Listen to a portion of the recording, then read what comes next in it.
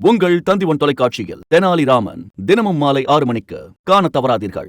சத்தீஸ்கர் மாநிலத்தில் சாலையில் சென்று கொண்டிருந்த கார் ஒன்றின் அடியில் கன்றுக்குட்டி மாட்டிக்கொண்ட நிலையில் அதை காக்க பசுமாடுகள் பாச போராட்டம் நடத்திய வீடியோ சமூக வலைதளங்களில் அதிகம் பரவி வருகிறது.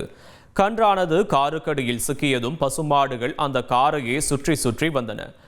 அக்கம் பக்கத்தினரும் கார் ஓட்டுநரும் காரை தூக்கிய பின்பு கன்றுக்குட்டி காரிலிருந்து வெளியே வந்தவுடன் தான் அந்த பசுமாடுகள் நிம்மதியடைந்தன.